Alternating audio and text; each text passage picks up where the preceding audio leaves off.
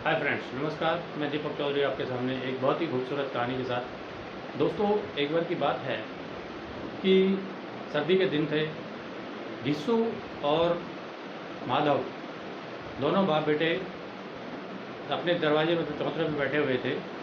तो वहाँ बैठ करके उन्होंने अलाव जला रखा था और उस अलाव में वो आलू डाल डाल के उनको भून रहे थे और भून भून कर खा रहे थे। अब होता क्या है कि ज़ोर ज़ोर से चिल्लाने की आवाज़ घर में से आती है।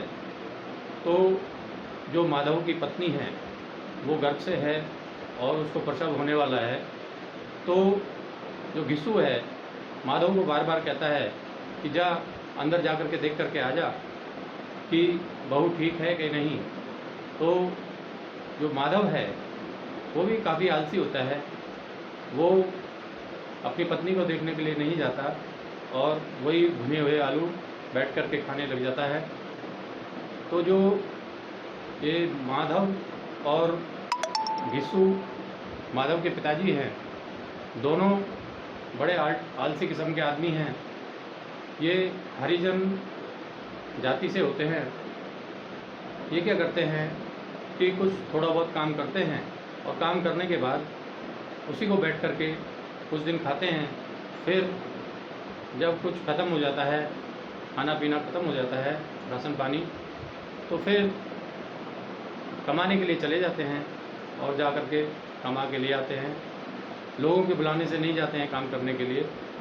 तो ये लोग काफ़ी गांव से कर्जा भी ले चुके हैं। अब इनका जीवन ऐसे ही कटता रहता है। घिस्सू 60 साल का हो चुका है, उसका जीवन अभी तक ऐसे ही कट चुका है। अब यही आदत माधव को भी पड़ जाती है।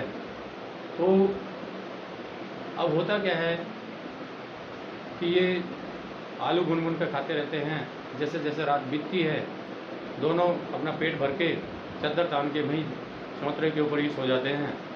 और सुबह उठ के जब देखते हैं तो जो माधव की पत्नी है वो, उसका बच्चा उसके पेट में ख़त्म हो चुका है और उसकी पत्नी भी ख़त्म हो चुकी है, उसकी भी मृत्यु हो चुकी है। अब होता क्या है कि जो माधव है वो अपनी पत्नी को देखने के लिए जाता है और देख करके फिर भागा भागा आता है और अपने पिताजी को, घिस्सू को बताता है। घिस्सू भी उसके साथ में जा कर के दोनों रोना पीटना शुरू कर देते हैं। तो उनकी आवाज़ सुन कर के आस पड़ोस के लोग इकट्ठे हो जाते हैं और उनको समझाने लग जाते हैं। अब होता क्या है, जो घिस्सू है अब उसको चिंता हो जाती है कि इसका अंतिम संस्कार कैसे होगा, घर में तो एक भी पैसा नहीं है। अब घिस्सू गांव में एक ज़मींदार के पास जाता है और जा कर के रोना शुरू कर देता है, गिड़गिड़ाना शुरू कर देता है कि अब तो ज़मींदार साहब आप ही हैं जो भी कुछ हैं और मेरे पास तो कुछ भी नहीं है जो कि मैं उसका अंतिम संस्कार कर सकूं। अब मुझे तो रोटी देने वाला भी कोई नहीं है। तो जो ज़मींदार साहब है उसको उसके ऊपर दया आ जाती है। उसका मन तो करता है कि इसको कुछ ना दे, क्योंकि पहले से ही ज़मींदार साहब ने उसको काफ़ी कुछ दे रखा होता है। तो फिर भी वो उसको 500 रुपये दे देते हैं। गांव के लोग वहाँ पे इकट्ठे रहते हैं तो कोई 100 रुपये देता है, कोई 200 देता है, कोई 50 रुपये देता है। इस तरह से करके घिस्सू के पास 1000 रुपये हो जाते हैं।